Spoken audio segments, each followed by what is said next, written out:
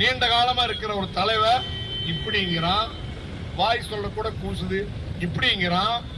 தமிழ்நாட்டு மக்களை, இங்க இருக்கிற பெரும்பான்மை சமுதாயத்தை எதற்காக இப்படி கேவலப்படுத்த வேண்டும்?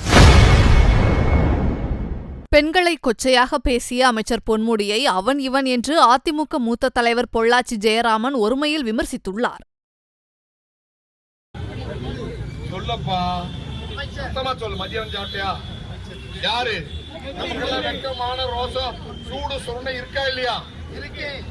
நாம இந்துக்கள், இஸ்லாமியர்கள் இருக்கலாம், கிறிஸ்தவர்கள் இருக்கலாம், எந்த மதத்தையும் யாரும் இழிவுபடுத்த கூடாது. படுத்தலாமா? ஏன் இதை இவ்வளவு ஒரு கீழ்த்தரமான ஒரு பிரச்சாரம்? தலைவன் எவ்வளியோ அந்த வழியில தான் தளபதி போவான், தளபதி எந்த வழியோ அந்த வழியில தான் படை போகும். முதன்னு சனாதன தர்மத்தை, ஈய கொசுவை, டெங்கு, மலேரியாவை ஒழிப்பதை போல ஒழிக்க வேண்டும் என்று சொன்னது யாரு? அன்னைக்கு உதயநிதி சொன்னதுனால அவர் துணை முதலமைச்சர், அதை சொன்னதுனால துணை முதலமைச்சர். நமக்கும் இது ஏதாவது இந்துக்களை திட்டுனா இன்னும் ஒரு பெரிய பதவி கிடைக்குமான்னு சொல்லி பொன்முடி, உன் பேர் என்ன?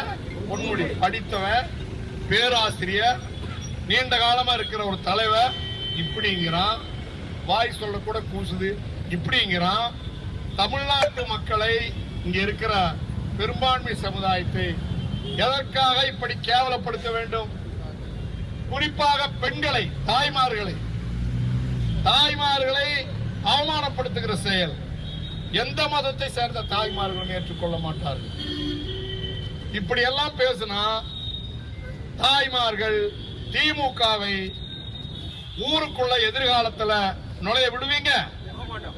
நிச்சயமாக தேர்தலுக்கு ஓட்டு கேட்க வா, அப்ப பெண்கள் எல்லாம் உங்களுக்கு சிறப்பான வரவேற்பு கொடுப்பார்கள். செய்திகளை உள்ளது உள்ளபடி தெரிந்து கொள்ள ரெஃப்ளெக்ட் நியூஸை சப்ஸ்கிரைப் பண்ணுங்க.